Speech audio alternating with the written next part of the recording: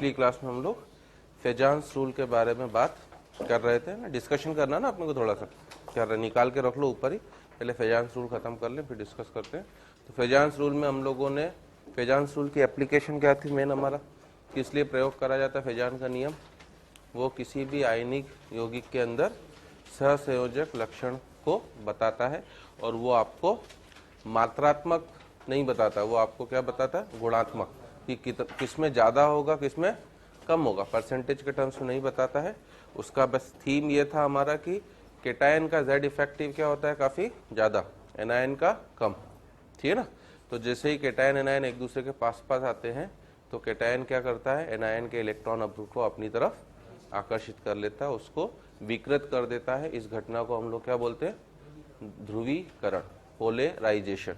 और केटायन की क्षमता को बोला जाता है उसकी ध्रुवण क्षमता, ठीक है ना। और आयन सहसंयोजक लक्षण की अगर बात करी जाए, अगर ध्रुवण क्षमता केटायन की जितनी ज़्यादा होगी और एनायन का ध्रुवीकरण जितना ज़्यादा होगा, उस यौगिक में आयनिक लक्षण भी, सहसंयोजक लक्षण भी क्या होगा, उतना ज़्यादा, और आयनिक लक्षण क्या होता है, कम। तो हम लोगों ने सहसंयोजक लक्षण के क्या लिखा था, हेडिंग क्या डाली थी, सहसंयोजक लक्षण को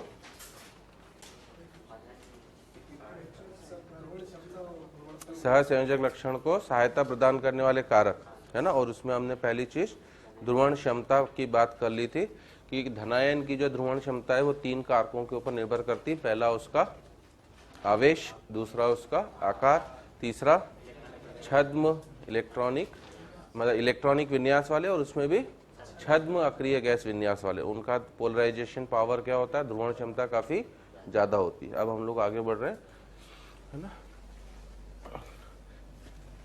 ऋणायन की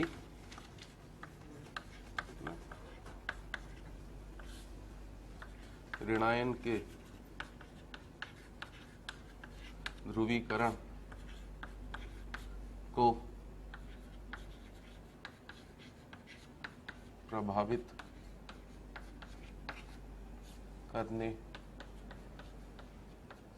वाले कारक, ऋणायन के ध्रुवीकरण को प्रभावित करने वाले कारक, जो धनायन के लिए था वही चीज क्या है आपका ऋणायन, बस इतना है कि तीसरा वाला फैक्टर है छद्म अक्रिय गैस विन्यास वाला, वो हमारा हट जाएगा, ठीक है। तो इसलिए पहला फैक्टर हम लोग बोलेंगे ऋणायन का आकार,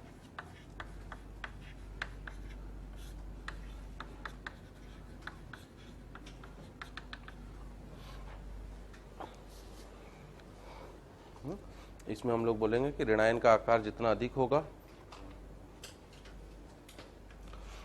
इसमें लिखना ऋणायन का आकार जितना अधिक होगा,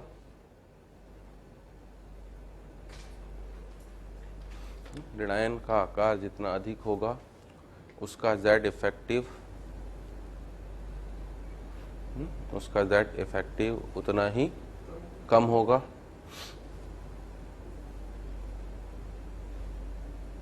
उसका जेड इफेक्टिव उतना ही कम होगा, अर्थात ध्रुवीकरण आसान होगा,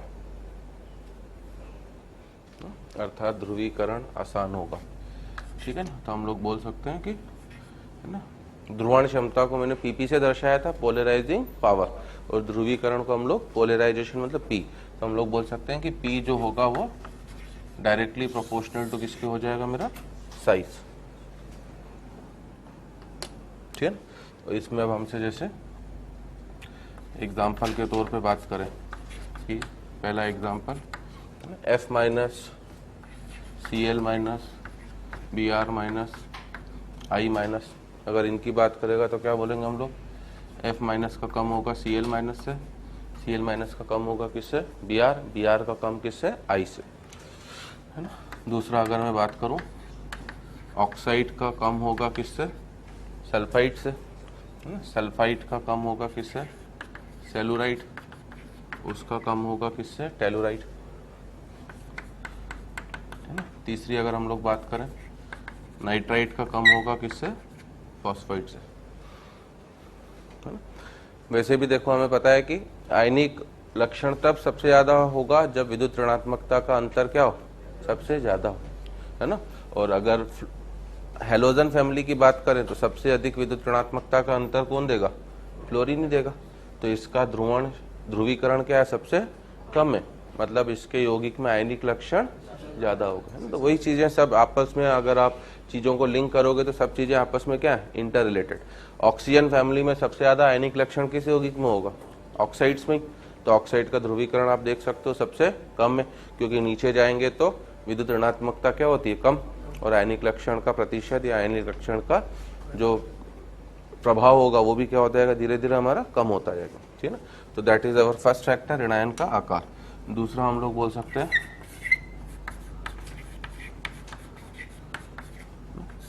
ऋणायन पर आवेश। लिखाने के लिए, कॉपी सुंदर बनाने के लिए हम लोग लिखते हैं, नहीं तो अदरवाइज तो आवेश और आकार एक दूसरे से क्या है? इंटर रिलेटेड ही होते हैं। जितना ज्यादा आवेश होगा आकार भी क्या होगा उसका? उतना ही ज्यादा होगा, है ना। तो ऋणायन पर आवेश के लिए लिख लेंगे कि ऋणायन पर आवेश जितना अधिक होगा, है ना, उसका Z इफेक्टिव उतना ही कम होगा। ऋणायन पर आवेश जितना अधिक होगा उसका Z इफेक्टिव उतना ही कम होगा, तथा ध्रुवीकरण आसान होगा। तो अगेन आई कैन से कि पोलराइजेशन जो होगा वो डायरेक्टली प्रोपोर्शनल टू किसके हो जाएगा? मेरा साइज के, ठीक है ना। और इसमें अगर मुझसे एग्जांपल बोलेगा तो हम लोग क्या बोलेंगे? F माइनस का कम होगा ऑक्साइड से, ऑक्साइड का कम होगा किससे? नाइट्राइट से, है ना। अब मुझे आवेश की बात करनी है तो मैं आवेश के संदर्भ में, ठीक है ना, एक ही वर्ग के ले लूंगा तो उन पर तो आवेश हमेशा क्या रहेगा? समान। तो इसलिए हमने अलग अलग वर्ग के लिए, एक फ्लोराइड, एक ऑक्साइड, एक नाइट्राइट। यहाँ एक और एग्जाम्पल दें हम लोग तो क्या हो जाएगा? क्लोराइड का कम होगा किससे? सल्फाइड से। उसका कम होगा किससे? फॉस्फाइड से।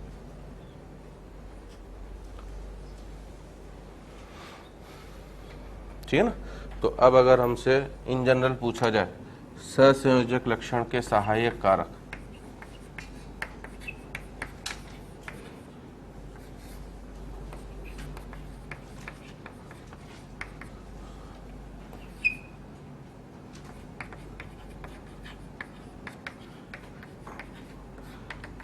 ऑब्जेक्टिव में कुछ क्वेश्चन मिलेंगे आपको, तो कौन कौन से कारक प्रभावित सहायकता करेंगे?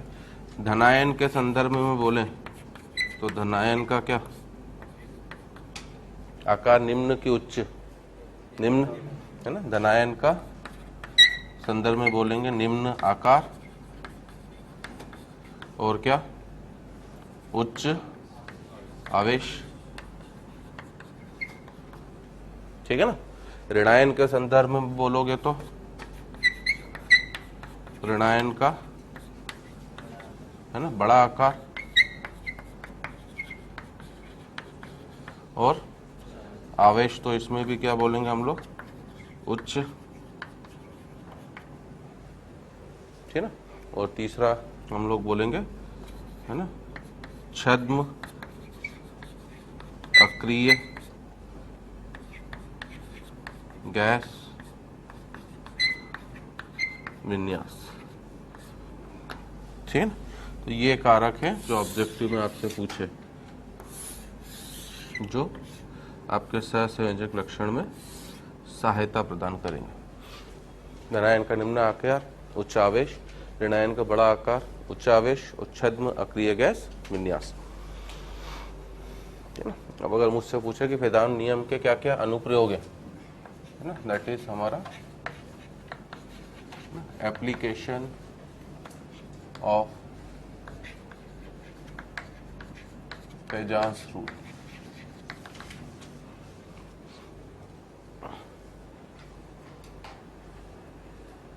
ठीक है ना, कि क्या क्या एप्लीकेशन है। तो एप्लीकेशन में हम लोग यही बोल सकते हैं कि ध्रुवण क्षमता जो होगी और डायरेक्टली प्रोपोर्शनल टू किसके होगा?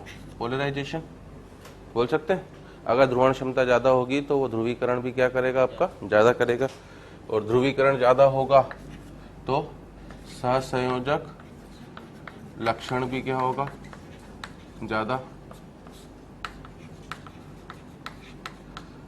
सहसंयोजक लक्षण अगर ज्यादा होगा तो मेल्टिंग पॉइंट और बॉइलिंग पॉइंट क्या हो जाएंगे, कम हो जाएंगे, है ना। तो इसलिए हम लोग क्या बोलेंगे, व्युत्क्रमानुपाती। ठीक है। और सहसंयोजक लक्षण अगर ज्यादा हुआ तो विलेयता भी क्या हो जाएगी हमारी, जल में कम हो जाएगी। ये भी सही बोल रहा हूँ, है ना, क्योंकि आयनिक यौगिक क्या होते हैं, जल में ज्यादा विलय होते हैं तुलनात्मक रूप से, किनकी तुलना में, सहसंयोजक। तो विलेयता भी इनवर्सली प्रोपोर्शनल हो गई, ठीक है ना। और सहसंयोजक लक्षण जितना ज्यादा होगा तो रंग प्रदान करने की प्रवृत्ति भी क्या होगी, उतनी ज्यादा। ये सब हमारे लिए जो मेजर एप्लीकेशन होते हैं इनडायरेक्टली, पीपी और पी को तो हमने देख लिया। अब मुझे किन किन को देखना है, सहसंयोजक लक्षण, एमपीबीपी, विलेयता और क्या, रंग प्रदान करने की प्रवृत्ति। तो अगर हम लोग एक एक करके देखें, जैसे पहला हमारा सहसंयोजक लक्षण, जिसे अब मैं हिंदी में, इंग्लिश में लिख दे रहा हूँ, कोवालेंट कैरेक्टर। सहसंयोजक को आप कोवालेंट बोलते हो और कैरेक्टर मतलब क्या, आपका लक्षण, है ना। तो अगर मुझे बोला जा रहा है, जैसे मैं 2-4 एग्जाम्पल के थ्रू ही बताऊंगा आपको, है ना, LiCl, LiBr, है ना, LiI और LiF भी ले लें, कि इनको, है ना, बढ़ते हुए सहसंयोजक लक्षण में व्यवस्थित करो। तो क्या बोलेंगे हम लोग, है ना, बढ़ता हुआ है, सबसे कम किस में होगा, धनायन को क्या रखा है मैंने, समान, और मैं किसका आकार परिवर्तित कर रहा हूँ, ऋणायन।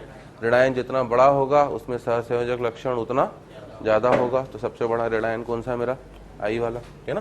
तो हम लोग क्या बोलेंगे, LiI में कम LiCl से, LiCl में कम LiBr, उसमें कम LiI। अगर मुझे बोला जा रहा है LiF, BeF2 और BF3 में बताओ, तो अब मैं क्या बोलूँगा, अब मैंने ऋणायन को क्या रखा है, समान, और मैं किसे परिवर्तित कर रहा हूँ, धनायन को, ठीक है ना। और धनायन जितना छोटा होगा उसका क्या होगा, PP उतना ही ज्यादा, और सहसंयोजक लक्षण भी ज्यादा। तो एक Li प्लस है, एक Be+2 है, एक B+3 है, सबसे छोटा कौन सा होगा, B+3, सबसे छोटा, ठीक है ना। तो इसलिए वापस क्या क्रम हो जाएगा हमारा, LiF में सहसंयोजक लक्षण BeF2 से कम, BeF2 में किससे कम हो जाएगा, BF3 से। तीसरा, अगर वो मुझसे बोल रहा है कि Na2O और Na2S में बताओ, तो हम लोग क्या बोलेंगे, Na2O में सहसंयोजक लक्षण कम होगा किससे, Na2S, ठीक है ना। चौथा, मान लो आपसे वो NaCl और CuCl के सापेक्ष बात कर रहा है ना। अब क्या बोलोगे, है ना? अब देखो, आवेश तो दोनों में क्या हो गया, समान, ऋणायन भी दोनों में समान।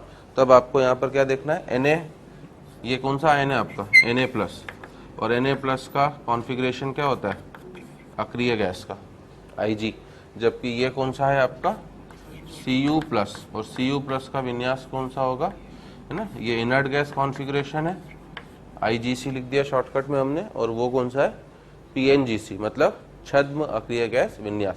कॉपर का विन्यास मुझे पता है क्या होता है, Ar, 3d10 और 4s1 होता है, 29 परमाणु क्रमांक है। एक इलेक्ट्रॉन अगर मेरा निकला तो कितना बचेगा, 28, 28 मतलब Ar और 3d10, और Ar मतलब 3s2 3p6। तो छद्म अक्रिय विन्यास को क्या लिखा था हमने, NS2 NP6 ND10। तो इस वजह से हम लोग क्या बोलेंगे, NaCl का सहसंयोजक लक्षण CuCl की तुलना में कम हो, है ना। तो दो चार एग्जाम्पल में आपको बताते चल रहा हूँ कि ऐसा कोई भी अब क्वेश्चन आ रहा है वो इन्हीं सब चीजों से आपका रिलेटेड है ना। या दूसरा, जैसे अगर आप गलनांक की बात करते हो ना, गलनांक क्वथनांक की, अब उसमें ज्यादा बात हम लोग गलनांक की करते हैं। तो अगर मुझे पहला एग्जाम्पल दे कि SnCl2 और SnCl4, PbCl2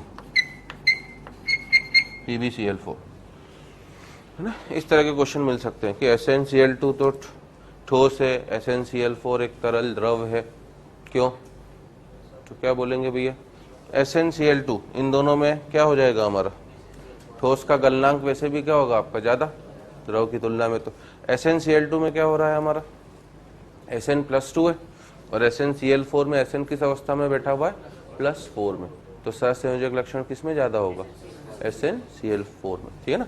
तो इस चक्कर में भैया ये ठोस अवस्था में रहेगा क्योंकि इसमें आयनिक लक्षण ज्यादा है, जबकि वो क्या हो जाता है हमारा लिक्विड।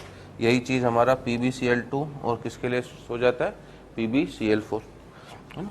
एक आधा और एग्जाम्पल देना चाहो तो KCl और AgCl में पूछे किसका गलनांक ज्यादा होगा, तो मैं बोलूंगा कि KCl का गलनांक ज्यादा होगा किससे, है ना। ये मैं मेल्टिंग पॉइंट ही लिख रहा हूँ ना, तो हाँ मेल्टिंग पॉइंट के रिस्पेक्ट में तो उल्टा हो जाएगा, ठीक है ना। KCl का ज्यादा हो जाएगा किससे, AgCl से। क्यों, वापस K+ मतलब अक्रिय गैस विन्यास और Ag+ मतलब छद्म अक्रिय गैस विन्यास। कॉपर कहाँ आता है, कॉपर के नीचे कौन आता है, Ag। मैंने आवर्त सारणी याद करवाई थी आपको, कौन आगे आया, तो पहले कौन आएगा फिर आगे, दोनों अगर एक ही ग्रुप के हैं तो दोनों का विन्यास भी एक जैसा ही रहेगा, ठीक है ना। कभी कभी तीसरी चीज मुझसे, अब जैसे विलेयता के संदर्भ में भी पूछा जा सकता है,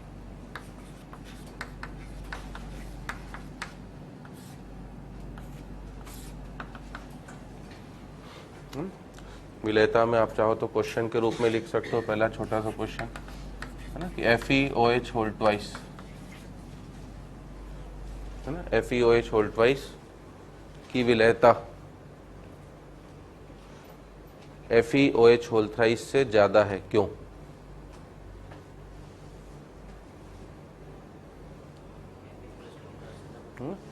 FeOH होल ट्वाइस की विलेयता FeOH होल थ्राइस से ज्यादा है, क्यों। तो वापस क्या बोलेंगे भैया, एक FeOH होल ट्वाइस है, एक FeOH होल थ्राइस है हमारा, और विलेयता बोल रहा है। आप आयनिक साम्य अगर एक चैप्टर आपको याद हो तो उसमें आप विलेयता के बारे में पढ़ते हो, KSP के बारे में, विलेयता गुणनफल, ठीक है ना। तब हम लोग विलेयता को ज्ञात करते हैं, तो वो फिजिकल केमिस्ट्री का चैप्टर हो जाता है। अभी इनऑर्गेनिक के सापेक्ष बात करें तो क्या बोलेंगे हम लोग, भैया FeOH होल ट्वाइस में Fe किस अवस्था में उपस्थित है, Fe+2, और उसमें Fe+3, तो Fe+2 वाले में आयनिक लक्षण क्या होगा आपका ज्यादा, तो डेफिनेटली इसकी विलेयता भी क्या होगी हमारी ज्यादा होगी, ठीक है ना। तो इस तरीके से जो चीज मैं डायरेक्ट बता रहा हूँ उनको क्वेश्चन के फॉर्म में कभी भी पूछा जा सकता है ना, कि Ag2O की विलेयता Ag2H से ज्यादा है, तो वापस वही लॉजिक हो जाएगा। या मैंने आयनिक यौगिकों के लिए क्या लक्षण बताया था आपको, है ना, कि जितना आकार में अंतर ज्यादा होगा उसकी विलेयता क्या होगी उतनी ही ज्यादा होगी, बताया था ना आपको। परंतु इसमें जैसे अगर हम लोग बात करें, है ना, BF2 BCl2 BR2 और BeI2, अब अगर आकार के अंतर के हिसाब से देखोगे तो किसकी विलेयता सबसे ज्यादा होनी चाहिए इन चारों में से, आकार में अंतर सबसे ज्यादा किसके लिए, BeI2 के लिए, है ना। परंतु यहाँ पर आकार अंतर का ये अपवाद है, ध्यान रखना, है ना, कि BF2 में की विलेयता सबसे ज्यादा होती है, तो ये आप लिख भी सकते हो कि ये साइज डिफरेंस के लिए अपवाद है, और इसकी व्याख्या हम लोग केवल कौन से नियम की मदद से करते हैं, फेजान रूल, है ना। अदरवाइज जनरल रूल हमारा यही था कि आकार में अंतर जितना ज्यादा होगा उस यौगिक की विलेयता उतनी ही ज्यादा होगी, और उस सापेक्ष में BeI2 की विलेयता सबसे ज्यादा होनी चाहिए। परंतु बेरिलियम के फ्लोराइड्स में सबसे अधिक विलेयता बेरिलियम के फ्लोराइड की होती है। इनफैक्ट एल्कलाइन अर्थ मेटल के जितने भी फ्लोराइड हैं, कौन कौन से फ्लोराइड होंगे, BeF2, MgF2, CaF2, SrF2, ठीक है ना, और BaF2, इन सब में केवल BeF2 ही विलय होता है, बाकी कोई भी हमारा विलय नहीं होता है, ठीक है ना। तो ये भी आप चाहो तो नोट कर लेना ब्रैकेट में नीचे ना, कि क्षारीय मृदा धातुओं के फ्लोराइड में, क्षारीय मृदा धातुओं के फ्लोराइड में केवल BeF2 जल में विलय होता है। क्षारीय मृदा धातुओं के फ्लोराइड में केवल BeF2 जल में विलय होता है, ठीक है ना। तो ये विलयता के 2-3 क्वेश्चन ध्यान रखना। चौथा, रंग प्रदान करने की प्रवृत्ति,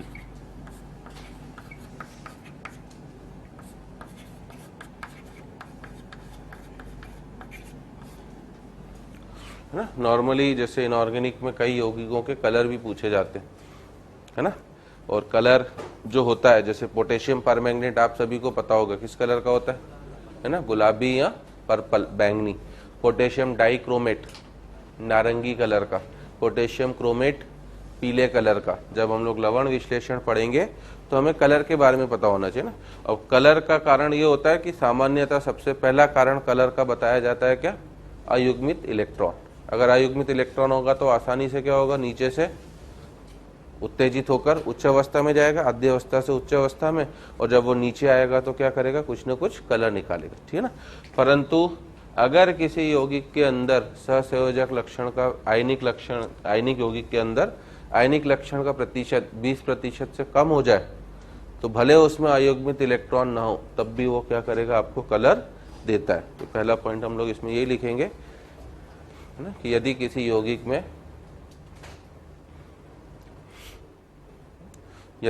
यौगिक में आयनिक लक्षण 20% से कम हो, यदि किसी यौगिक में आयनिक लक्षण 20% से कम हो तो वह यौगिक रंगीन होता है,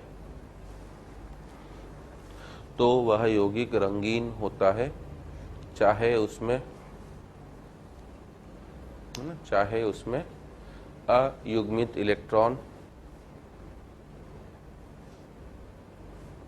हो या न हो, उससे हमें कोई लेना देना नहीं होता है, ठीक है ना। तो इसके जैसे अगर आप उदाहरण लोगे ना, तो इसका पहला उदाहरण सबसे बढ़िया कि आप सभी को पता होगा कि, है ना, AgCl, AgBr, और अगर हम लोग AgI की बात करें तो AgCl किस कलर का होता है ना। इनफैक्ट मैं AgF की बात करूं, है ना, AgF का कोई हम लोग कलर बताते ही नहीं। क्यों नहीं बताते हैं, क्योंकि ये जल में क्या होता है, विलय होता है। जबकि अगर आपको याद हो तो AgCl किस कलर का अवक्षेप बनाता है, सफेद कलर का, है ना। तो इसका हम लोग सफेद कलर का अवक्षेप बताते हैं। AgBr का हल्का पीला, ठीक है ना, और AgI का गहरा पीला। अब इनमें आप देख सकते हो किसी में भी कोई अयुग्मित इलेक्ट्रॉन नहीं है, सब में Ag+ है। Ag+ में अयुग्मित इलेक्ट्रॉन होने की कोई भी संभावना नहीं है, नहीं Cl-, Br- और I-। इनमें कलर आ रहा है किसकी मदद से, फेजान के नियम की मदद से, है ना। और कलर का अंतर भी इसलिए आ रहा है क्योंकि पहले में क्लोराइड आयन है। क्लोराइड आयन क्या होता है, थोड़ा छोटा है। ब्रोमाइड आयन क्या होगा, उससे बड़ा। और आयोडाइड आयन क्या होगा, और बड़ा। सही है। तो this is my chloride ion, this is my bromide ion, and this is my iodide ion. जितना बड़ा ऋणायन होगा उसका पोलराइजेशन, ध्रुवीकरण क्या होगा, उतना ही आसानी से उसके इलेक्ट्रॉन क्या हो जाएंगे, उत्तेजित हो जाएंगे। इस वजह से वो कलर भी क्या करेगा, आपको उतना ज्यादा डार्क कलर देगा, और छोटा वाला हमेशा क्या करेगा, हल्का कलर देगा, है ना। तो ये हमारी चीज, जैसे एक आधा एग्जांपल और दे दूं, PbCl2 की अगर आप बात करते हो, है ना, तो PbCl2 भी सफेद कलर का होता है, जबकि PbI2 की बात करेंगे हम लोग तो ये पीला कलर का हो जाता है ना। तो ये सब फेजान के नियम की महत्वपूर्ण हमारी एप्लीकेशन है जो आपको ध्यान रखनी है, ठीक है। तो यहाँ से हमारा आयनिक बंध पूरी तरह से समाप्त होता है। जालक ऊर्जा, जलयोजन ऊर्जा, आयनिक यौगिकों के लक्षण, आयनिक बंध कैसे बनता है, आयनिक बंध के लिए सहायक कारक, फेजान नियम क्या होता है, सहसंयोजक लक्षण कैसे होता है, ठीक है ना। तो अब हम लोग पहले DPP दोनों और शीट जो होमवर्क दिया था उसको डिस्कस कर लेते हैं ताकि आपके डाउट्स भी दूर हो जाए। फिर सहसंयोजक बंध पर आते हैं हम लोग।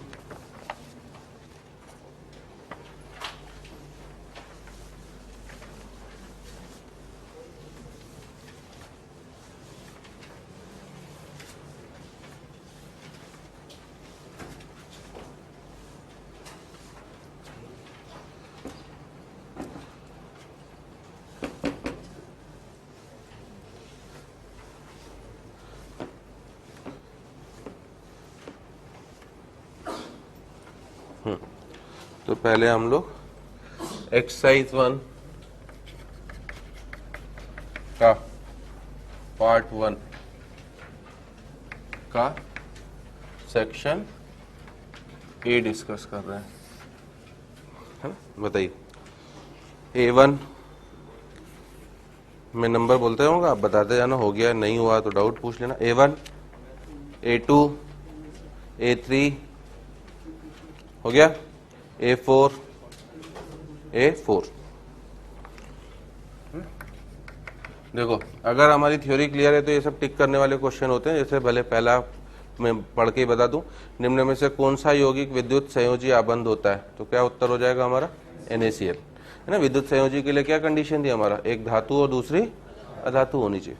आयनिक बंध की संभावना तब होती है जब क्या हो, आयनन ऊर्जा कम हो, इलेक्ट्रॉन बंधुता उच्च हो, है ना। निम्न में से विलयता का सही क्रम चुनिए। बता दिया था आकार में अंतर जितना ज्यादा होगा विलयता भी क्या होगी उतनी ही ज्यादा। आ रही मेरी बात समझ में। तो इसलिए इस पर्टिकुलर में क्या हो जाएगा हमारे, निकाल लेंगे सभी, है ना, आकार अंतर आपको पता पड़ ही जाएगा। ठीक है, क्लियर। अब बात होती है जैसे आप A4 की जो आपने पूछा है ना, निर्जलीय AlCl3 सहसंयोजक है, नीचे कुछ आंकड़े दिए गए हैं, उसकी जालक ऊर्जा इतनी है, Al+3 की जलयोजन ऊर्जा और Cl- की जलयोजन ऊर्जा अगर इतनी है, सही कथन को पहचानो, है ना। पहले तो टोटल जलयोजन ऊर्जा निकाल लो भैया, है ना। अगर AlCl3 टूट गया तो तोड़ने के लिए तो मुझे कौन सी ऊर्जा को देना पड़ेगा, जालक ऊर्जा। और किस किस में टूटेगा ये, Al+3 और 3Cl-, है ना। यहाँ पर आपको कितनी ऊष्मा देनी पड़ी, 5137। अब इसका जलयोजन हुआ तो जलयोजन में ऊष्मा क्या होती, मुक्त। Al+3 के लिए उसने खुद ही दे दिया है -4665। और अगर Cl- की बात करें तो, है ना, -381, परंतु इकाई जरूर देख लेना, किलो जूल प्रति मोल, एक मोल के लिए।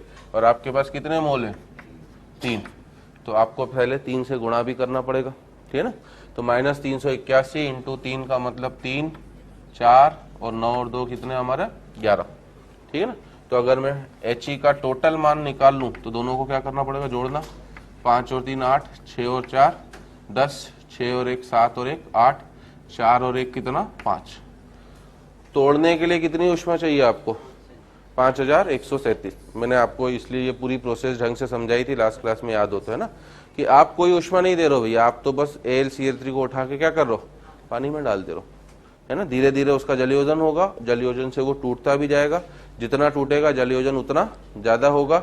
और नेट जलयोजन की ऊर्जा अगर जालक ऊर्जा से ज्यादा हो जाएगी तो वो क्या हो जाएगा आपका विलय। तब आपको सही कथन पहचानना है कि ये जलीय विलयन में सहसंयोजक रहेगा। क्या ये सही है, सहसंयोजक रहने का मतलब ये टूट ही न पाए। तो पहला कथन तो क्या हो गया, गलत। दूसरा, विलयन Al+3 व Cl- आयन का बना होगा, ठीक है ना। तीसरा, विलयन जलयोजित Al+3 व Cl- का बना हुआ होगा, है ना। तो दूसरे तीसरे में से कौन सा ज्यादा सही बोलेंगे, सी वाला, जलयोजित है आपके आयन, ठीक है। तो इस तरीके से ये एक अच्छा क्वेश्चन है और जेई का क्वेश्चन था। चलो A5 हो गया, हो गया बेटा, आवाज जोर से देनी पड़ेगी आपको।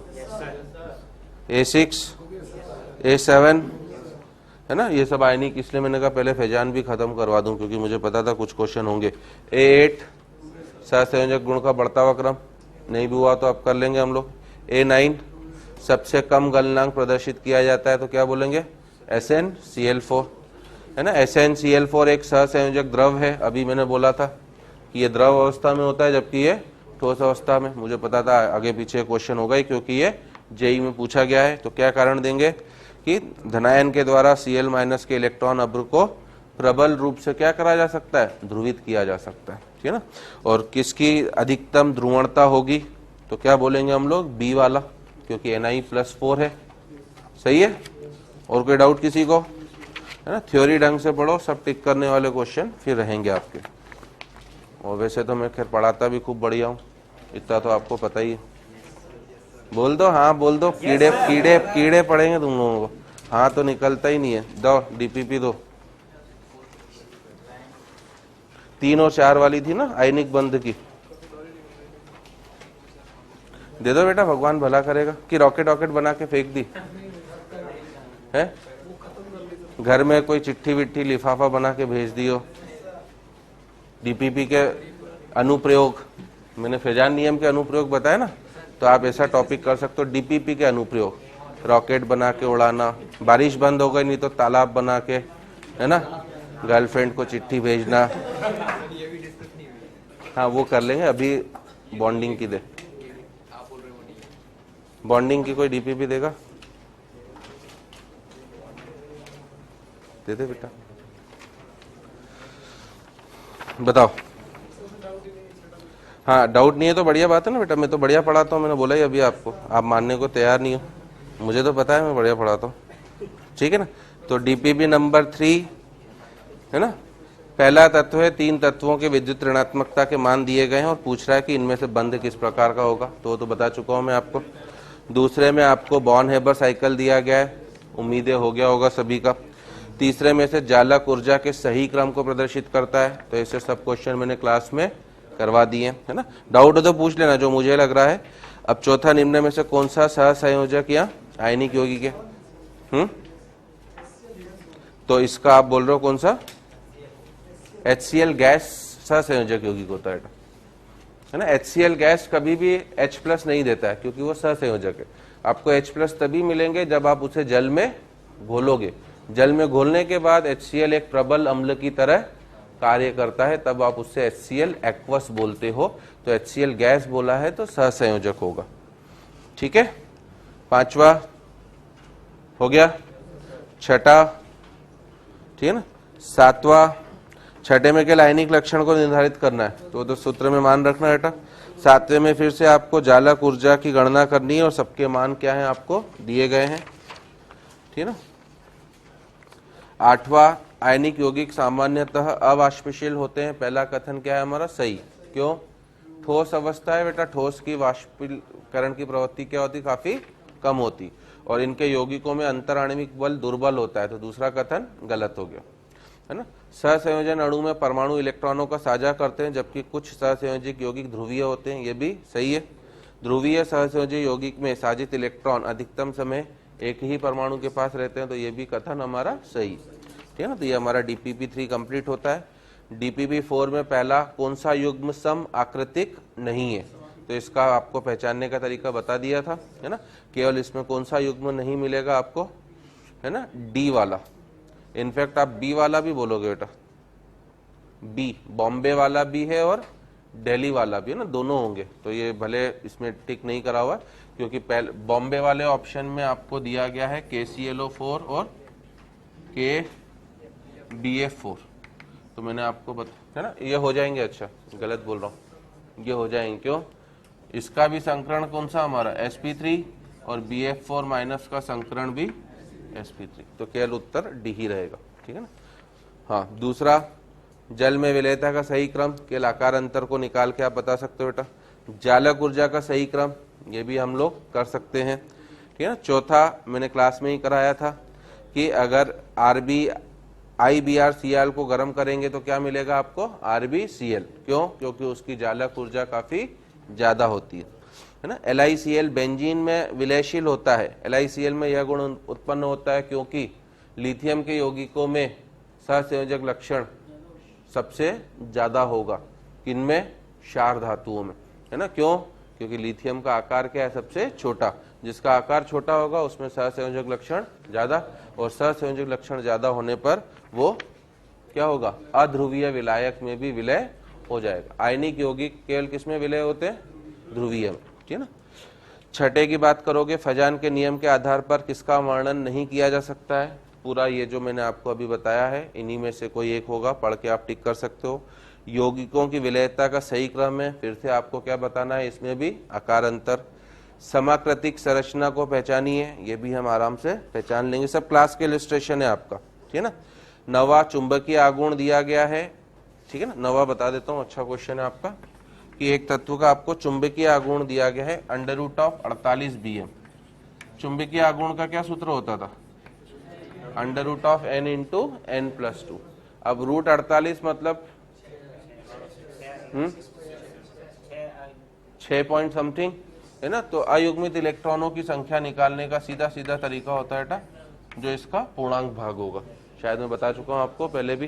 तो n बराबर कितना हो गया? 6। मतलब इसमें डी ब्लॉक का तत्व है, एक जानकारी ये दी गई है आपको। दूसरा कि इसके पास अयुग्मित इलेक्ट्रॉन कितने हैं 6। अब कह रहा है तथा है ना 7 इलेक्ट्रॉनों के लिए n+l का मान कितना है आपका 4। ठीक है ना। अब n+l का मान 4 होने की क्या संभावना है? अगर आप n को 1 लोगे तो l को कितना लेना पड़ेगा 3। क्या ये संभव है? नहीं, l का मान तो हमेशा n से छोटा ही होता है। अगर मैं n को 2 ले लूं तो l को भी 2 लेना पड़ेगा, ये भी संभव नहीं है। तो अगर मैं n को 3 लेता हूं तो l को 1 लेना पड़ेगा, है ना। तो n3l1 और एक पॉसिबिलिटी क्या, n बराबर 4 l बराबर 0। तो n3 और l1 मतलब क्या हो गया 3p, सही है। और n4 l0 मतलब 4s।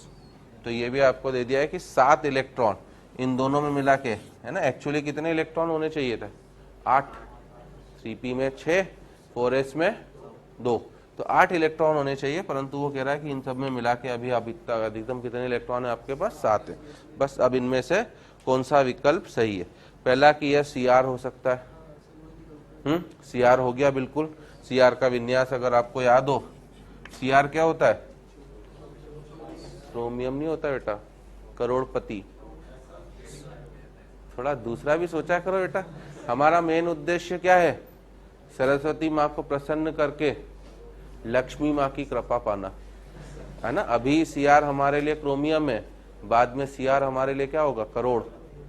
करोड़ को Cr ही तो लिखते हैं आजकल ना, ऐसे कोड में बात करते हैं। बड़े बड़े बिल्डर्स की बात सुनोगे ना, भाई साहब 5 Cr आप लगा देना, तो अब किसी को समझ में नहीं आएगा कि क्या बात करें। 5 Cr, Cr एक अपना जानवर होता है ना, तो वो ऐसे ही समझते हैं। तो 5 Cr आप लगा देना, 3 में लगा दूंगा, बाद में जो प्रॉफिट होगा उस हिसाब से 50-50 का रेशो कर लेंगे, है ना। बाकी मेहनत पूरी, पैसा थोड़ा आपका ज्यादा। तो मैं भी एक बार के ऐसे ट्रेन में आ रहा था, एक बिल्डर फोन पे लगा पड़ा, सेकंड एसी में था मैं, वो Cr करे जा रहा था, मेरे को समझ में नहीं आया। मेरा कजिन भी प्रॉपर्टी का काम करता है, मैंने उसको फोन लगाया कि यार ये Cr क्या आधे घंटे तक चल रहा था। बोले करोड़ को Cr बोलते हैं यार आजकल हम, है ना। तो Cr अभी क्रोमियम है, भगवान की दया से पढ़ लिख जाओ तो बाद में ये Cr करोड़ हो जाएगा, क्योंकि बाद में क्रोमियम से हमको कोई लेना देना नहीं। ऐसे क्रोमियम तो खरीद खरीद के खूब बेचेंगे हम लोग, सही है कि नहीं। तो अभी पहला ऑप्शन है कि यह Cr हो सकता है, बिल्कुल करोड़ होगा बेटा, ढंग से पढ़ेंगे तो। अभी तो क्रोमियम ही है। क्रोमियम का विन्यास क्या होता है हमारा? आखिरी में 3d5 और 4s1, और इससे पहले क्या होता है आपका आर्गन, मतलब 3p6 भी हो गया और 4s1 भी हो गया। यह MO हो सकता है। तो दूसरा है ना मॉलिब्डिनम, उसके नीचे वाला। 12 इलेक्ट्रॉनों के लिए L का मान कितना है? 1। L1 मतलब P, सही है। तो AR में 2p6 भी आ चुका है और 3p6 भी आ चुका है, तो 6 + 6 कितने हो गए? 12। ये भी सही है। 22 इलेक्ट्रॉन के लिए n बराबर 4 और l बराबर 0, ये भी सही, ठीक है ना। चलो, और वापस निम्नलिखित विलायकों में NaCl की विलेयता को घटते हुए क्रम में लिखो। तो मैं करवा चुका हूं, जिसका परावैद्युत स्थिरांक जितना ज्यादा उसकी विलेयता उतनी कम, ठीक है। जोर से बोलो जय माता दी। चलो, तो अब हमारा दूसरे बंध पर आते हैं। नेक्स्ट लिखो हमारा सहसंयोजक बंध।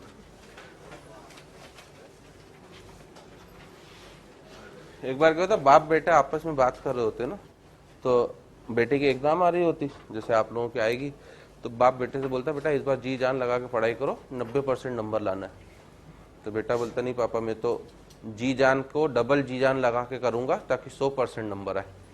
तो बाप समझ जाता है कि ये तो मजाक कर रहा। बोलता है कि बेटा मजाक क्यों कर रहा है? तो बेटा बोलता शुरू किसने किया था? जैसे मैंने अभी आपसे जो मजाक करी ना, उसको दिल पे मत लेना कि अभी Cr क्रोमियम है, बाद में Cr करोड़पति है। तो ऐसा नहीं कि आप जी जान लगा के पढ़ाई लिखाई को पढ़ना चालू कर दो, कोई जरूरत नहीं है ना। जैसे आज DPP नहीं करके, वैसे हमेशा ही न लाना न करके आना, दोनों चीजें हमारा क्या है? जन्म सिद्ध अधिकार है। और जो इस अधिकार से वंचित करे ना, केस वेस ठोक देना उसके ऊपर, सही कि नहीं। डेमोक्रेटिक है इंडिया, तो क्यों करें होमवर्क सर?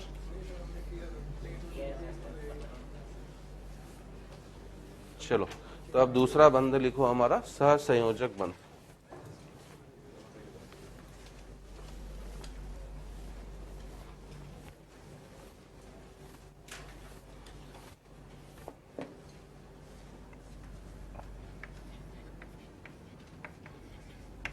Covalent bond.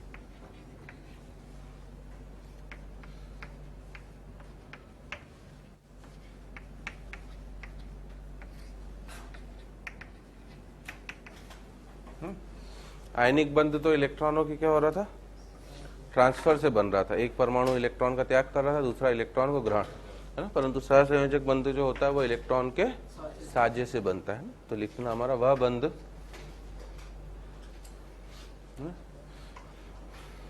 है ना, वह बंध जो दो, आयनिक बंध के लिए एक और कंडीशन थी कि दोनों परमाणु भिन्न होने चाहिए थे। सहसंयोजक के लिए ऐसी कोई भी कंडीशन नहीं है, दोनों भिन्न भी हो सकते हैं, और जैसे H2 दोनों समान है और HCl दोनों भिन्न भिन्न, है ना। तो वह बंध जो दो समान या भिन्न परमाणुओं के मध्य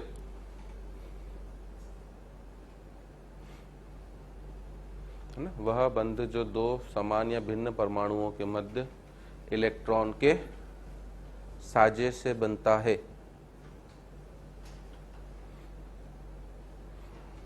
जो दो भिन्न या समान परमाणुओं के मध्य इलेक्ट्रॉन के साझे से बनता है, सहसंयोजक बंध कहलाता है।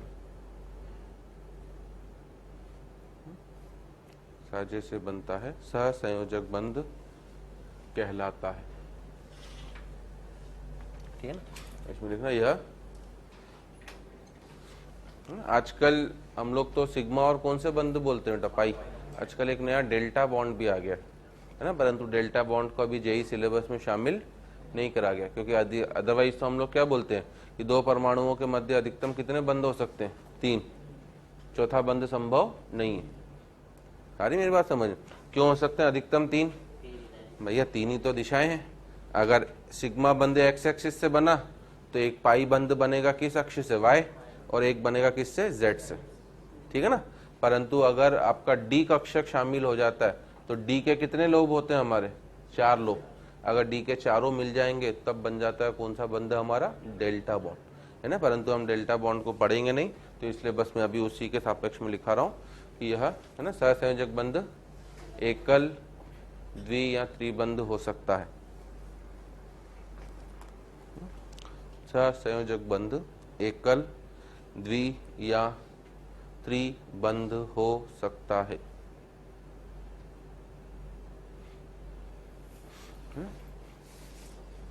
तो अगर जैसे देख लें तीनों को हम लोग, पहला हमारा एकल सहसंयोजक बंध, इतनी इंग्लिश तो चल जाएगी ना थोड़ी थोड़ी हमारा, है ना। सिंगल कोवलेंट बॉन्ड, एकल सहसंयोजक बंध, सिंगल कोवलेंट बॉन्ड, है ना। अब ये कैसे बनेगा भैया, हाइड्रोजन का एक परमाणु, हाइड्रोजन का दूसरा परमाणु, एक इलेक्ट्रॉन ये लाया, एक इलेक्ट्रॉन ये लाया, ठीक है ना। दोनों के मध्य एक सिंगल बॉन्ड बन गया। एक के इलेक्ट्रॉन को डॉट से दर्शा रहा हूँ, एक को क्रॉस से, और एक काउंट क्या होता है आपका, दोनों में होता है। तो अगर मुझे सिंगल कोवलेंट बॉन्ड बनाना है जैसे H2 ना, या अगर मुझे HCl बनाना हो तो HCl कैसे बनेगा, H का तो एक इलेक्ट्रॉन और Cl के पास कितने इलेक्ट्रॉन होते हैं, 7, ठीक है ना। तो एक H का और एक किसका, Cl का, ना। हाइड्रोजन कभी भी अपना अष्टक पूर्ण नहीं कर सकता क्योंकि ये प्रथम कोश का है और प्रथम कोश में केवल एक ही उपकोश S होता है। तो हाइड्रोजन केवल 2 इलेक्ट्रॉन रख सकता है, तो इसको मैं 2 से दिखा रहा हूँ, और बाकी ये इसके पास कितने इलेक्ट्रॉन हो गए, टोटल 8 इलेक्ट्रॉन, है ना। इन्हीं को हम लोग LDS भी बोलते हैं, अगर आपको पता हो तो। क्या मीनिंग है LDS का, लुईस डॉट स्ट्रक्चर, लुईस बिंदु संरचना, है ना। क्योंकि इस चैप्टर में हम लोग काफ़ी इंपॉर्टेंट स्ट्रक्चर यहीं पे पढ़ लेंगे इनऑर्गेनिक की। तो LDS का मतलब होता है लुईस बिंदु संरचना, है ना। कभी बोल दे तो ऐसे छोटी मोटी आपको जो संरचना है बस उसी को बिंदु इलेक्ट्रॉन के रूप में दिखा देना। और मैंने आयनिक यौगिकों में आपको हिंट दी थी कि लुईस बिंदु संरचना में केवल कौन से इलेक्ट्रॉन दर्शाए जाते हैं, बाह्यतम कोश, है ना। अंदर वाले मुझे दिखाने की जरूरत नहीं। मान लीजिए ऐसे ही जैसे आपको अगर, है ना, PCl3 बनाना हो तो PCl3 कैसे बनेगा, P के बाह्यतम कोश में कितने इलेक्ट्रॉन होते हैं, 5, ठीक है ना। और इधर से तीनों तरफ से Cl Cl आ गया, एक Cl ना, दूसरा Cl, और यहां से आपका आ गया तीसरा Cl ना। तो इस तरीके से अगर हम लोग देखें तो एक सिंगल बॉन्ड यहां बना, एक सिंगल बॉन्ड यहां, एक सिंगल बॉन्ड यहां। इससे क्या हो गया, फास्फोरस का भी अष्टक पूर्ण हो गया, 8 इलेक्ट्रॉन है ना, तथा साथ ही साथ किस किस के अष्टक पूर्ण हो गए, हमारे क्लोरीन के है ना। तीनों क्लोरीन के अष्टक भी हमारे पूर्ण हो चुके हैं, पहला, दूसरा, तीसरा। दर्शाने के लिए सिंपल रूप में आप इसे PCl Cl और किससे दर्शा सकते हो, Cl। तो इस तरह से ये सब सिंगल कोवैलेंट बॉन्ड के एग्जांपल है हमारे। अगर हम लोग दूसरा देखें, डबल कोवैलेंट बॉन्ड है ना, जिसमें द्विबंध हो। तो अगर मैं ऑक्सीजन को ले लेता हूं, जैसे अब ऑक्सीजन के बाह्यतम कोश में कितने इलेक्ट्रॉन होते हैं, 6 इलेक्ट्रॉन है ना। तो ये O2 का निर्माण कराया जाए और इधर से दूसरा O। अगर इसके 2 इलेक्ट्रॉन उसके 2 इलेक्ट्रॉन आपस में साझा कर लेते हैं तो एक सिंगल बॉन्ड यहां बना, एक सिंगल बॉन्ड यहां बना, तो ये डबल बॉन्ड बन गया O2 के बीच में। इस तरीके से बना कि इसका भी अष्टक पूर्ण हो गया और इसका भी अष्टक क्या हो गया आपका O, समझे। तो ये डबल कोवैलेंट बॉन्ड हो जाएगा हमारा। इसी तरीके से हम लोग चाहे तो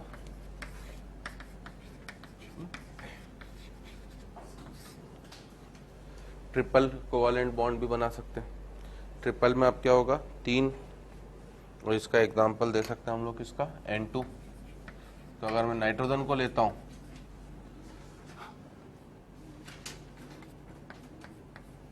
N और N, नाइट्रोजन के बाह्यतम कोश में कितने इलेक्ट्रॉन, 5 है ना।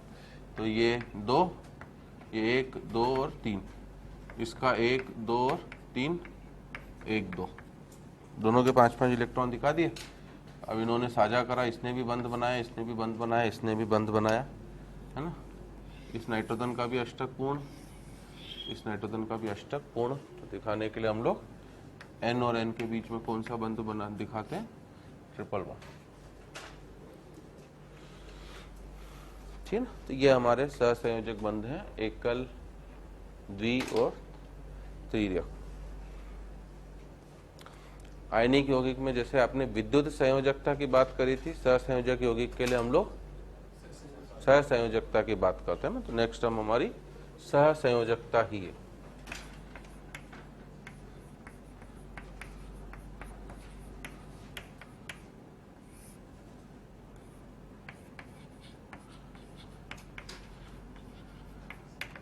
जिसे हम लोग क्या बोलते हैं, कोवैलेंस। विद्युत संयोजकता की क्या परिभाषा देती है, किसी परमाणु द्वारा त्यागे या ग्रहण किए गए इलेक्ट्रॉनों की संख्या। अब सहसंयोजकता की क्या परिभाषा देंगे हम लोग, किसी परमाणु द्वारा बनाए गए सहसंयोजक बंधों की संख्या, या इनडायरेक्टली किसी परमाणु द्वारा साजित इलेक्ट्रॉनों की संख्या को उसकी क्या बोलते हैं हम लोग, सहसंयोजकता है ना। तो दोनों लिख लेंगे हम लोग कि किसी परमाणु द्वारा बनाए गए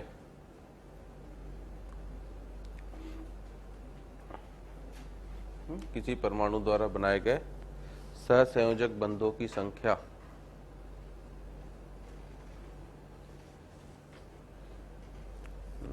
किसी परमाणु द्वारा बनाए गए सहसंयोजक बंधों की संख्या, या है ना उस परमाणु द्वारा साजित, या उस परमाणु द्वारा साजित इलेक्ट्रॉनों की संख्या को उसकी सहसंयोजकता कहते हैं। जैसे मुझसे हाइड्रोजन की कभी भी पूछेगा तुम कितनी बोलूंगा, 1। हाइड्रोजन केवल एक ही इलेक्ट्रॉन शेयर कर सकता है ना। ऑक्सीजन की कभी भी पूछेगा तो 2, ठीक है ना। बट ऑक्सीजन की 2 भी हो सकती है और 3 भी हो सकती है ना, 3 वाला केस में बता रहा हूँ। नाइट्रोजन की अगर बोलेगा तो नाइट्रोजन की कॉमनली तो कितनी आपकी 3, परंतु 4 भी हो सकती है ना। तो जो द्वितीय आवर्त हैं उनकी अधिकतम सहसंयोजकता कितनी जा सकती है? 4। परंतु तृतीय आवर्त में क्या हो जाता है? डी शेल आ जाता है। डी शेल आने की वजह से उनकी सहसंयोजकता आगे भी बढ़ सकती है ना। तो हम लोग ये बोल सकते हैं कि सेकेंड शेल की जो मैक्सिमम कोवैलेंसी होगी वो 4 हो सकती है। 4 से ज्यादा कभी नहीं हो सकते ना। फ्लोरीन है जैसे, तो फ्लोरीन की तो हमेशा केवल एक ही होगी, सही है ना। कार्बन की बात करें तो कार्बन की कितनी होगी आपकी? 4। बोरॉन की बात करें तो 3 भी हो सकती है और 4 भी हो सकती है। BF3 में 3 है और BF4 माइनस में 4 हो जाएगी, है ना। इस तरीके से आप बोल सकते हो। और अब अगर थर्ड शेल आगे, है ना, थर्ड शेल या उससे आगे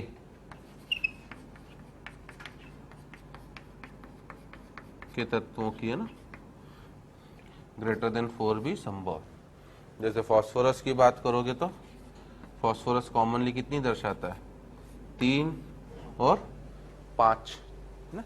सल्फर की बात करोगे तो सल्फर तो 2 भी दर्शाता है, 4 भी दर्शाता है और 6 भी, है ना। सब यौगिकों में देखेंगे, अभी के लिए मैं हिंट दे रहा हूँ। क्लोरीन है जैसे, तो क्लोरीन तो, है ना, 1, 3, 5, 7। अब बीच की भी दर्शाता भैया, 2, 4 भी दर्शा सकता है। तो 2, 4 हम लोग बस एग्जाम्पल लिख रहे हैं सहसंयोजकता के कॉमन, क्योंकि, है ना, किसी यौगिक की संरचना बनाने में ये आपको योगदान प्रदान करेंगे, ठीक है ना।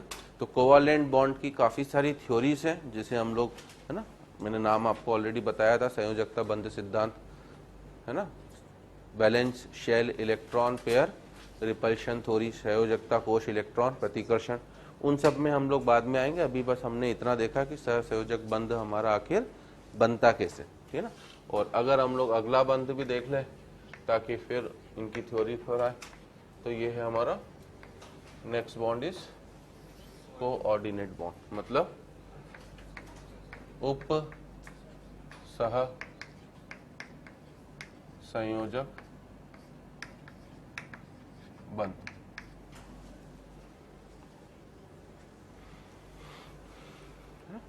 जिसमें हम लोग बोलने के लिए बोल सकते हैं कि यह एक विशेष प्रकार का कौन सा बंध है? सहसंयोजक बंध, है ना। इसमें कैसे बंध का निर्माण हो रहा था? दोनों परमाणु एक एक इलेक्ट्रॉन लेके आ रहे थे। इसमें क्या होता है? एक परमाणु कटोरा लेके आता है ना। कटोरा मतलब क्या? खाली कक्षक, भीख मांगने वाला। कक्षक नहीं होगा तो इलेक्ट्रॉन को ग्रहण नहीं कर सकता है। तो एक तो खाली उठ के आ जाता है, मुंह दिखाई की रस्म पूरा करने की, जो देना हो दे देना, नहीं देना तो भाग जाऊंगा। और दूसरा क्या करता है? बिल्कुल राजा ठट बट के आता है कि जो देना है मेरे को ही देना है। तो ये इस तरह से हमारा हो जाता है, ठीक है ना। तो इसमें हम लोग इतना ही लिखेंगे कि यह, है ना, सहसंयोजक बंध का एक विशेष प्रकार है, क्योंकि एनसीईआरटी बुक ने आजकल IUPAC ने रिकमेंड करा है कि हम कोऑर्डिनेट बॉन्ड एरो वाला दिखाते ही नहीं है। हम लोग हमेशा उससे किससे रिप्लेस करते हैं? कोवैलेंट बॉन्ड से, ठीक है ना। कैसे, वो मैं अभी बता रहा हूँ कि यह एक विशेष प्रकार का सहसंयोजक बंध है जिसमें, है ना, जिसमें, है ना, दोनों साजित इलेक्ट्रॉन, जिसमें दोनों साजित इलेक्ट्रॉन एक ही परमाणु द्वारा प्रदान किए जाते हैं,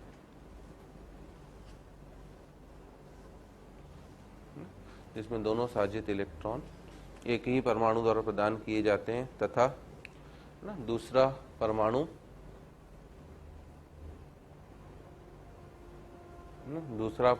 उस एकाकी युग्म इलेक्ट्रॉन को ग्रहण करता है तथा दूसरा परमाणु उस एकाकी युग्म इलेक्ट्रॉन को ग्रहण करता है, ठीक है ना। नीचे लिखना बेटा, देने वाले परमाणु को दाता परमाणु, है ना। एक और चीज लिखना नीचे, देने वाले परमाणु को दाता परमाणु तथा ग्रहण करने वाले परमाणु को ग्राही परमाणु कहते हैं।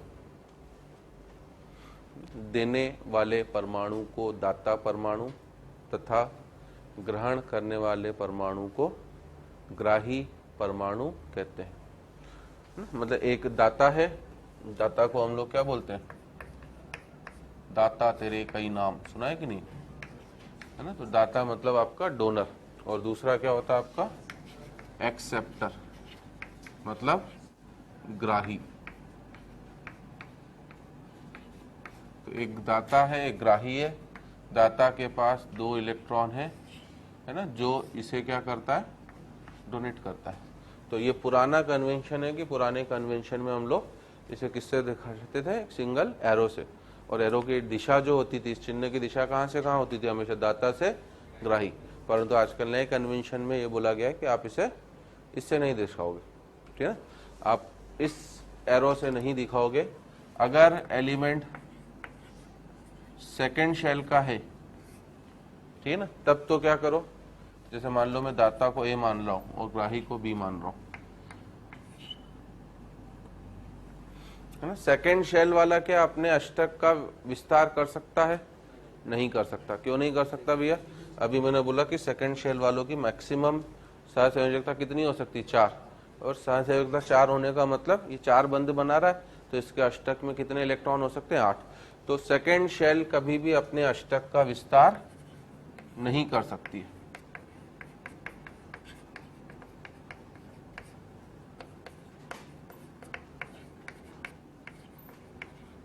ठीक है ना, कारण पूछे क्यों, क्योंकि सेकेंड शेल की मैक्सिमम कोवैलेंसी कितनी है, 4। तो ऐसा क्यों भैया, मैक्सिमम 4 ही क्यों है, 4 से ज्यादा क्यों नहीं है। में सेकेंड शेल में केवल 2 ही सब शेल होते हैं, 2 ही उपकोष होते हैं, एस और पी। और एस में अधिकतम कितने इलेक्ट्रॉन आ सकते हैं, 2। पी में अधिकतम कितने इलेक्ट्रॉन आ सकते हैं, 6। तो 6 और 2 कितना आपका 8। अगर वो सहसंयोजकता 4 दर्शा रहा है, मतलब ऑटोमेटिकली कितने इलेक्ट्रॉन हो गए उसके पास, 8 इलेक्ट्रॉन। तो अगर आपका सेकेंड शेल का एलिमेंट है जो अपने अष्टक का विस्तार नहीं कर सकता है, तब आप क्या करोगे कि जो पुराना कन्वेंशन है उसे तो इस तरीके से दिखाया जाता है। अब नए कन्वेंशन में आप मान लो कि आपने पहले क्या करा है, ये 1 इलेक्ट्रॉन इसे दे दिया है। जैसे 1 इलेक्ट्रॉन उसने दिया तो इसके ऊपर कौन सा, इसने अपना इलेक्ट्रॉन क्या कर दिया है, त्याग। तो इसके ऊपर कौन सा आवेश आ गया, धनावेश। अब इसके पास 1 इलेक्ट्रॉन बचा है, अभी भी 2 थे ना, और बी के ऊपर कौन सा आवेश आ गया, माइनस। और साथ में क्या करा, इसने भी 1 इलेक्ट्रॉन आ गया इसके पास भी। अरे मेरी बात समझ में। अब आप इसे कोवालेंट बॉन्ड की तरह ट्रीट करो कि इसका 1 बॉन्ड और इसका, मतलब इसका 1 इलेक्ट्रॉन और इसका 1 इलेक्ट्रॉन, इन दोनों ने आपस में क्या करा, बंध बना दिया। तो हम लोग इसे इस तरीके से दिखा देते हैं। तो अगर आपका एलिमेंट सेकेंड शेल तक का है तो आप इसे सिंगल कोवालेंट बॉन्ड से दर्शा के क्या करोगे, प्लस माइनस, जो दे रहा होगा उसके ऊपर प्लस, जो ले रहा होगा उसके ऊपर क्या आपका माइनस, ठीक है ना। परंतु अगर आपका एलिमेंट थर्ड शेल का है, थर्ड या उससे आगे का किसी का भी, तो ये क्या कर सकता भैया, अपने अष्टक का विस्तार कर सकता है ना। क्यों कर सकता है भैया, क्योंकि थर्ड के बाद एस, पी और डी चालू हो जाते हैं। समझे कि नहीं समझे, है ना। इतना हमें पता ही है कि ये जो इलेक्ट्रॉन युग्म होता है इसकी काउंटिंग कहाँ कहाँ पर करते हैं हम लोग, ए में भी करते हैं और बी में भी करते हैं, है ना। ये पूर्ण रूप से इसने ए ने बी को नहीं दे दिया है, ये तो बस इस शर्त पे दिया है कि जब तक मेरी मर्जी है तो अपने पास रख, अगर मुझे जरूरत पड़ेगी तो क्या होगा, मैं इसे वापस ले लूंगा, है ना। तो ये नहीं है बेटा कि बी वाला लेके दूसरे को दे दे कि तूने मेरे को दिया मैं दूसरे को दूंगा, है ना। तो ऐसा नहीं है। इस युग्म, इस इलेक्ट्रॉन युग्म का प्रभाव ज्यादा अभी भी किसके पास रहता है, ए के पास, और ए की मर्जी है, ए चाहे तो इसे किसी दूसरे को भी दे सकता है, ठीक है ना। तो काउंटिंग के वक्त हम लोग दोनों में गिनते हैं। तो थर्ड शेल का अगर एलिमेंट हो गया ए देने वाला, चूंकि अष्टक का विस्तार हो सकता है, तो अब आप इसको इस तरीके से दिखा के ए और बी के बीच में क्या दिखाओगे, डबल बॉन्ड।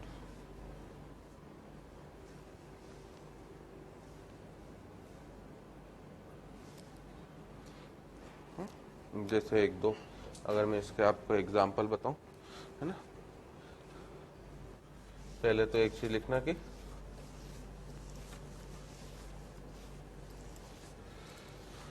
सहसंयोजक बंध के निर्माण की शर्तें।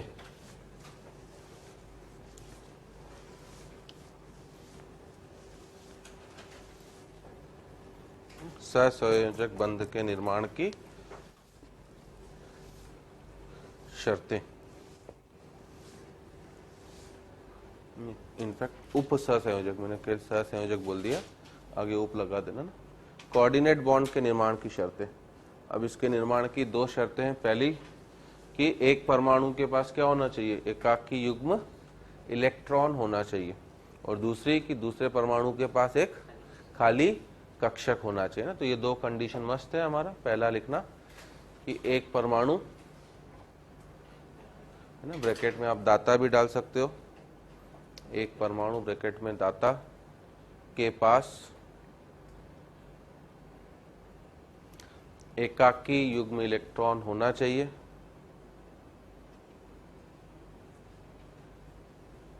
है ना। अब हम लोग केवल एकाकी युग्म इलेक्ट्रॉन होना चाहिए को ध्यान रखते हैं ना, जबकि एक और कंडीशन है कि उसके एकाकी युग्म इलेक्ट्रॉन तो हो ही हो, तथा साथ में उसका अष्टक भी पूर्ण हो, तभी वो दान दे रहा है भैया। अगर खुद का अष्टक पूर्ण नहीं है तो वो पहले अपने अष्टक को पूर्ण करने की कोशिश करेगा कि अपने घर में आग के लगा के दूसरों का मजा लेगा, है ना। तो वो संभव नहीं है हमारा। तो इसलिए ये दोनों कंडीशन है कि एक परमाणु ब्रैकेट में दाता के पास क्या होना चाहिए, एकाकी युग्म इलेक्ट्रॉन, तथा उसका अष्टक पूर्ण होना चाहिए, तथा उसका अष्टक पूर्ण होना चाहिए, ठीक है। और दूसरा लिखना हमारा कि ग्राही परमाणु, दूसरी शर्त है हमारा कि ग्राही परमाणु के पास एक रिक्त कक्षक उपस्थित होना चाहिए। ग्राही परमाणु के पास एक रिक्त कक्षक उपस्थित होना चाहिए।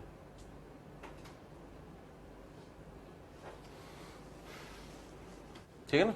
तो ये दो शर्तें हैं। अब इस बेसिस पे अगर मैं एक दो के आपको निर्माण समझाऊं, जैसे पहला है हमारा ना H3O+ का निर्माण।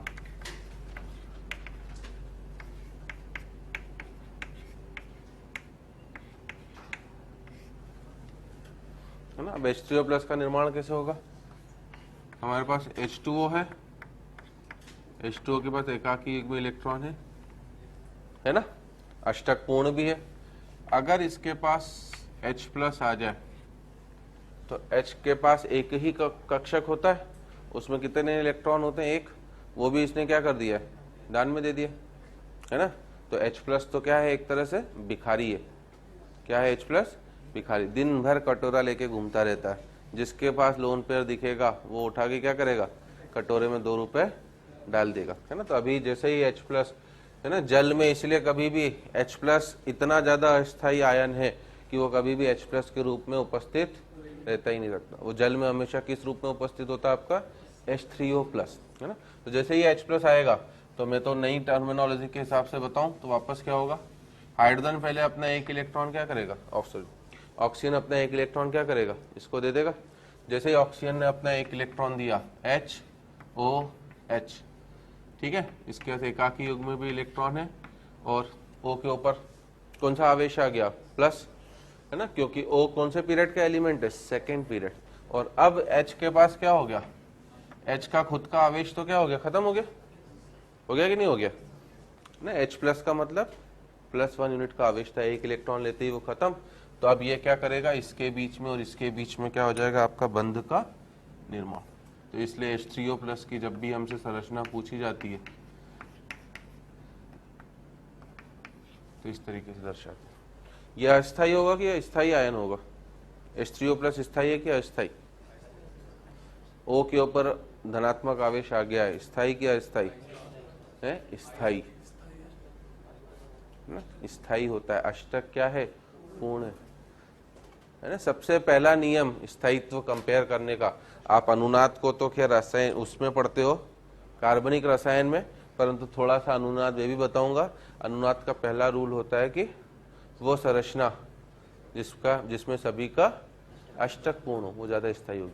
प्लस माइनस चार्ज को तो बाद में देखो, है ना। नॉर्मली हम लोग क्या देखते हैं कि O के ऊपर कौन सा आवेश आ गया है, धनावेश, तो ये संरचना क्या हो गई, अस्थायी, तो हमें उससे कोई लेना देना नहीं। अब दूसरा क्वेश्चन ये भी पूछ सकता है कि क्या ये O ये दूसरा इलेक्ट्रॉन युग्म भी दान दे सकता है, नहीं, दूसरा नहीं देगा। क्यों भैया, ऑलरेडी पॉजिटिव चार्ज है उसके ऊपर, अगर आपने जबरदस्ती दूसरा भी दिलवा दिया तो उसका पॉजिटिव चार्ज का होगा काफी ज्यादा बढ़ जाएगा, जो आपका अस्थायी कर देगा। तो H2O केवल हमारा एक ही इलेक्ट्रॉन युग्म क्या करता है, दान, है ना। तो इस तरीके से हो गया। ऐसे ही सेम आप चाहो तो NH4 प्लस का भी निर्माण करवा सकते हो। NH4 प्लस का निर्माण किससे होता है, अमोनिया, ये लोन पेयर है, और प्लस इसके पास क्या आ गया, H प्लस, तो ये भी यही करेगा, एक इलेक्ट्रॉन उठा के इसको देगा, जैसे इसने दिया, है ना, NHH, अब इसके पास एक इलेक्ट्रॉन भी हो गया, प्लस आवेश भी आ गया है, साथ में H के पास भी एक इलेक्ट्रॉन मिल गया, ये भी खुश, ये भी खुश, दोनों के बीच में क्या बन गया, आपका बंध, इसलिए आप इसे, है ना, इस तरीके से दर्शा देते हो, अमोनियम आयन, है ना। तो इसमें भी भले नाइट्रोजन अधिक विद्युत ऋणी है, धनावेश जो है वो किसके ऊपर है, आपका नाइट्रोजन के ऊपर, और अब ये स्थायी है, क्यों, क्योंकि नाइट्रोजन का अष्टक क्या है, पूर्ण है ना। तीसरा NH3 प्लस और, है ना, BF3 माइनस का निर्माण, ये जेई में काफी बार पूछा गया है आपका, है ना। अब इसमें क्या होगा, वापस वही चीज कि NH3 का अष्टक भी पूर्ण है, आप देख सकते हो, और एक एकाकी युग्म इलेक्ट्रॉन पड़ा हुआ है, और साथ में इधर से क्या आ गया, बोरॉन, F और क्या आपका F, है ना। चूंकि बोरॉन द्वितीय कोश का है तो इसके पास 2s और 2p, मतलब एक s में और 3p में कितने कक्षक होने चाहिए थे, 4 में से अभी इसने 3 ही बंद बनाए, तो एक कक्षक पूरी तरह से क्या है, इसका खाली है, ठीक है ना। तो अगेन नाइट्रोजन यही करेगा, अपना एक इलेक्ट्रॉन पहले इसे देगा, ठीक है ना, बनेगा क्या हमारा NHH, इसके ऊपर प्लस, है ना, इधर से B के ऊपर माइनस F3, और अब ये दोनों मिलके क्या कर देंगे, अपने बंध का निर्माण, समझे। जिसको भी आप चाहो तो अलग अलग करके दिखा सकते ना। तो ये काफी इंपॉर्टेंट क्वेश्चन है, 2 बार जेई में पूछा गया था, है ना। थोड़ा सा आप लोगों को आइडिया हो तो मैं आगे की भी जानकारी देते चलूंगा कि जब NH3 BF3 से क्रिया करता है किसके संकरण में परिवर्तन आता है, ये जेई का क्वेश्चन था, है ना। तो संकरण का मेरा आइडिया तो होगा, NH3 में अमोनिया का संकरण क्या है, sp3, है ना। संकरण केवल बंधों की संख्या और इलेक्ट्रॉन युग्मों को गिना जाता है, और इधर बोरॉन का sp2। बाद में क्या हो गया, नाइट्रोजन का तो अभी भी sp3, परंतु बोरॉन का क्या हो गया, sp3। तो ये एक अच्छा क्वेश्चन उसने बना के पूछा था कि किसके संकरण में परिवर्तन आता है, तो हम लोग बोलेंगे कि बोरॉन के संकरण में परिवर्तन आ जाता है, sp2 से sp3 हो जाता है, ठीक है ना। एक आधा अगर मैं आपसे आगे के कक्षक की भी बात करूं, मान लो SO3 का निर्माण,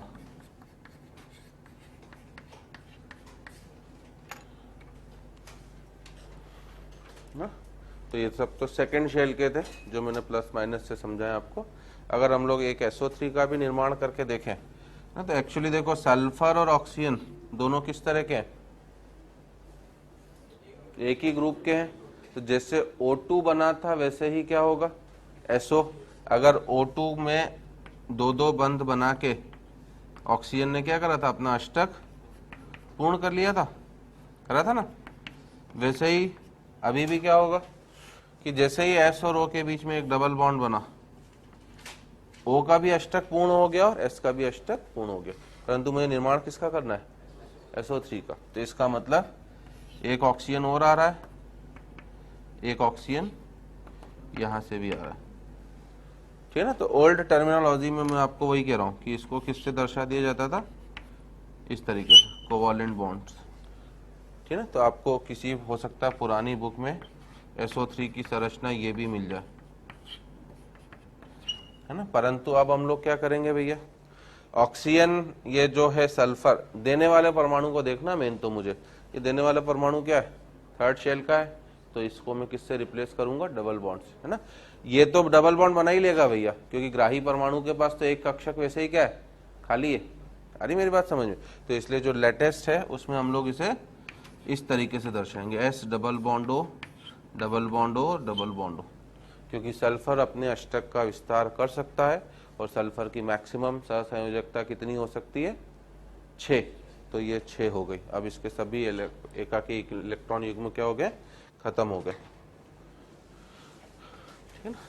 अगर गुणधर्म की बात करें तो सहसंयोजक और उप सहसंयोजक बंध के यौगिकों के गुणधर्म क्या होते हैं, समान, है ना। क्यों होंगे समान, क्योंकि अभी मैंने बता दिया कि उप सहसंयोजक बंध सहसंयोजक बंध का ही एक प्रकार है ना। तो हम लोग गुणधर्म लिख के आज की क्लास खत्म करेंगे। तो पहले लिखना अब हमारा सहसंयोजक ऑप्लिक उप सहसंयोजन, सहसंयोजक ऑप्लिक उप सहसंयोजक यौगिकों के गुणधर्म।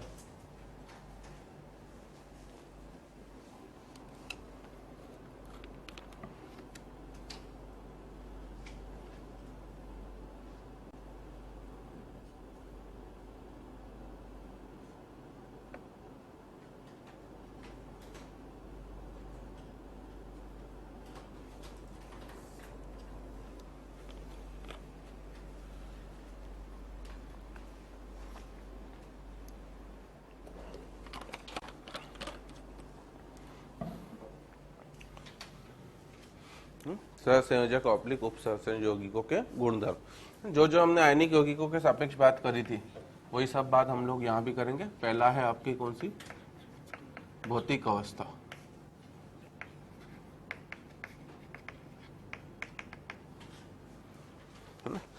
अब इन यौगिकों की भौतिक अवस्था सामान्यतः क्या होती है, द्रव या गैस। कुछ कुछ हल्के क्या होते हैं आपके, कुछ कुछ मृदु ठोस सॉफ्ट सॉलिड की तरह काम करते हैं। हम लोग लिख लेंगे हमारा पहला गुणधर्म यही है ना, कि इन यौगिकों की भौतिक अवस्था सामान्यतः, इन यौगिकों की भौतिक अवस्था सामान्यतः, है ना, द्रव, है ना, या गैस होती है, द्रव या गैस होती है, परंतु है ना कुछ कुछ यौगिक मृदु ठोस के रूप में भी पाए जाते हैं, परंतु कुछ कुछ यौगिक मृदु ठोस के रूप में भी पाए जाते हैं, ठीक है ना। मतलब इनडायरेक्टली बोलें तो सॉलिड भी है, लिक्विड भी है और गैस भी है, तीनों चीजें हैं इसमें, ठीक है ना। जैसे मृदु ठोस के आप एक एक एग्जांपल लिखना चाहो तो Br2 आप सभी को पता होगा किस अवस्था में होता है, द्रव। क्लोरीन किस अवस्था में होती है, गैस, है ना। F2 और Cl2 दोनों गैस है, और I2 जो होता है वो ठोस होता है। कैम्फर, कपूर सुना होगा आपने, मृदु ठोस है, हाथ से क्या कर सकते हो, तोड़ सकते हो आप उसे, है ना। तो I2 हो गया। P4 सफेद फास्फोरस मृदु ठोस है, ठीक है ना। एसेट, तो ये सब मृदु ठोस के रूप में भी है ना। तो द्रव गैस ठोस सभी रूप में पाए जा सकते हैं।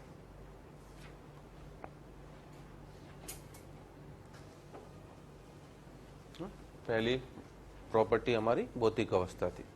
दूसरा प्रॉपर्टी लिखेंगे हम लोग गलनांक तथा क्वथनांक। हमारी सेकंड प्रॉपर्टी है एमपी एंड बीपी, जिसमें हम लोग बोलेंगे कि इन यौगिकों के एमपी तथा बीपी, इन यौगिकों के एमपी तथा बीपी आयनिक यौगिकों से काफी कम होते हैं।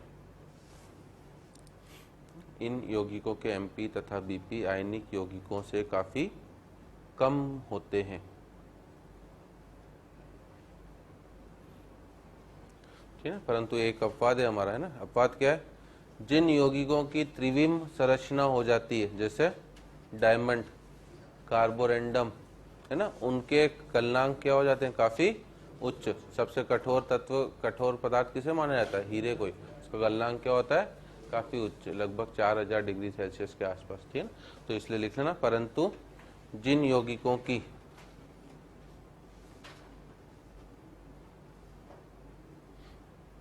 है ना जटिल 3D संरचना होती है, परंतु जिन यौगिकों की जटिल 3D संरचना होती है उनके गलनांक तथा क्वथनांक काफी उच्च होते हैं। उनके गलनांक तथा क्वथनांक काफी उच्च होते हैं।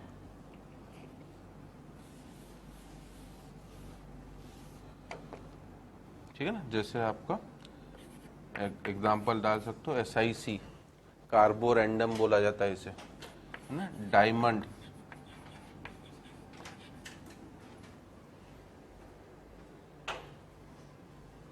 ठीक है ना, तो ये भी ध्यान रखना। तीसरा है हमारा विद्युत चालकता।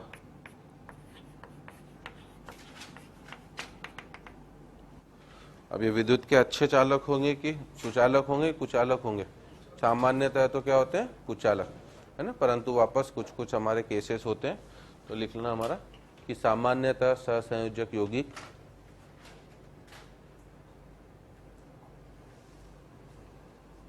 सामान्यतः सहसंयोजक यौगिक विद्युत के कुचालक होते हैं। सामान्यतः सहसंयोजक यौगिक विद्युत के कुचालक होते हैं, है ना, परंतु कुछ यौगिक विद्युत का चालन भी करते हैं, जिसका कारण है, जिसका कारण जैसे पहला तो आप लिख सकते हो बेटा, यौगिक का ध्रुवीय होना, जिसका कारण पहला पॉइंट बोल सकते हैं हम लोग, यौगिक का ध्रुवीय होना। जैसे HCl गैस, तो HCl गैस की अगर आप बात करोगे तो ये तो विद्युत की क्या होगी, आपकी कुचालक, परंतु अगर मैं इसको जल में घोल दूं तो HCl एक्वस, ये विद्युत का क्या हो जाएगा, हमारा सुचालक। और ये जल में घुल क्यों जाता है, क्योंकि HCl किस तरह का अणु है, मेरा ध्रुवीय।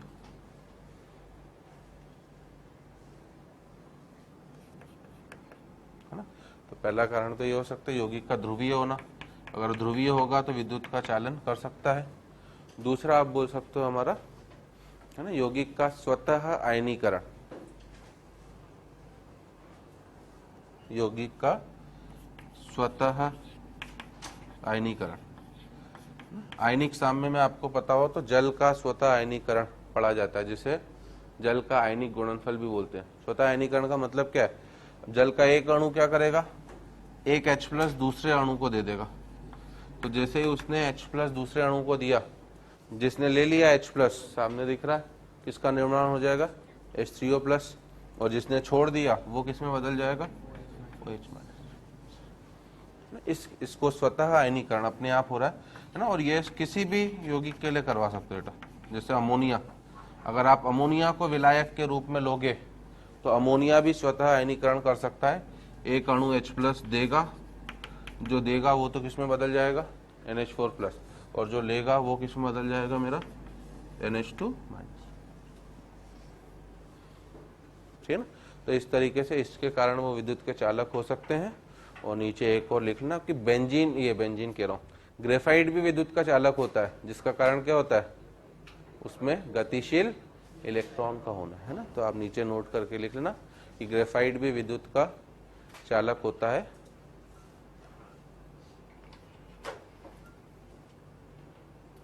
ग्रेफाइट भी विद्युत का चालक होता है, जिसका कारण गतिशील इलेक्ट्रॉन का होना होता है। ग्रेफाइट भी विद्युत का चालक होता है, जिसका कारण गतिशील इलेक्ट्रॉन का होना होता है।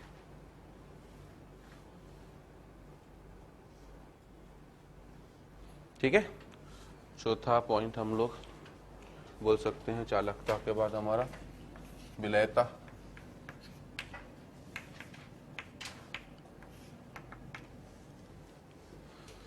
है ना, विलयता में क्या बोलेंगे कि सहसंयोजक यौगिक किस में विलय होंगे? अध्रुवीय विलायकों में, है ना। तो इसमें हम लोग इतना ही बोलेंगे कि यह यौगिक अध्रुवीय विलायकों में विलय होते हैं।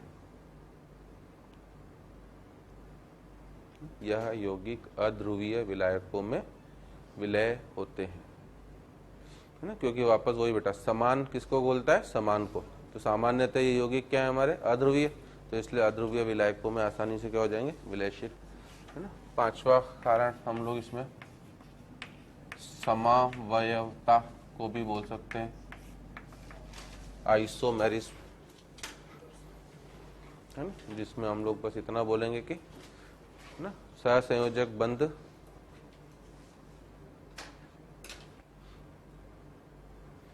सहसंयोजक बंध दिशात्मक प्रकृति का होता है। सहसंयोजक बंध दिशात्मक प्रकृति का होता है, जिसकी वजह से ना यह यौगिक समावयवता को प्रदर्शित करते हैं।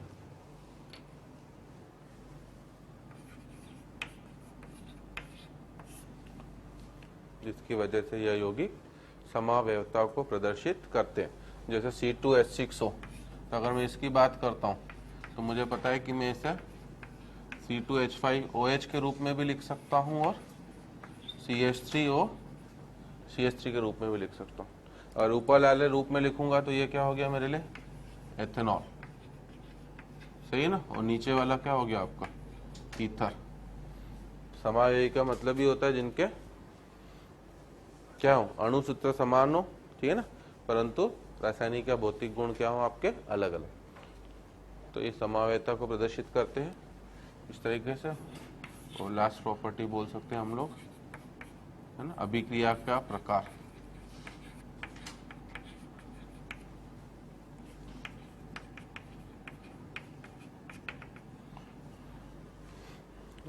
तो लास्ट पॉइंट हमारा अभिक्रिया का प्रकार, जिसमें हम लोग बोलेंगे कि है ना यह यौगिक सामान्यतः आणविक अभिक्रियाएं देते हैं।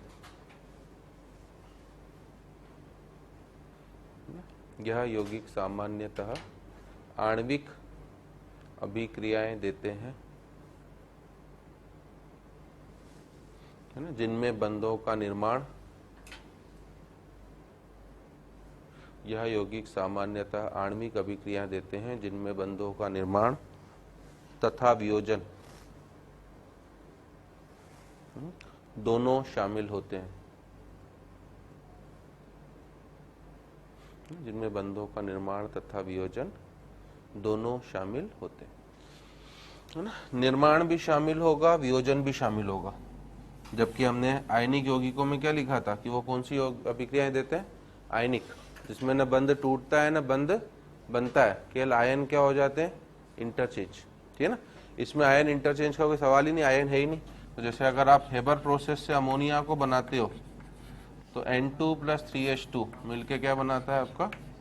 2NH3। एक नाइट्रोजन का अणु हाइड्रोजन के 3 अणु से क्रिया करके अमोनिया के 2 अणु बनाते हैं। अभिकारक की तरफ अगर मैं बात करूंगा तो N ट्रिपल बॉन्ड N और H सिंगल बॉन्ड H, इन बंधों का क्या हो रहा है आपका? वियोजन, ठीक है ना। जबकि उत्पाद की तरफ देखूंगा मैं तो N और H, इस बंध का क्या हो रहा है हमारा? निर्माण, है ना। आयनिक और आणविक अभिक्रियाओं में यही अंतर है कि आयनिक अभिक्रियाएं काफी फास्ट होती हैं, क्योंकि उनमें न तो कोई बॉन्ड टूटता है न ही कोई बॉन्ड बनता है, केवल आयन बदलते हैं। इसमें बंध टूटता भी है, बंध बनता भी है, इसलिए आणविक अभिक्रियाएं एक मध्यम गति से चलती है ना। तो बस लास्ट पॉइंट हम लोग ये भी लिख सकते हैं कि यह मध्यम गति से चलती हैं।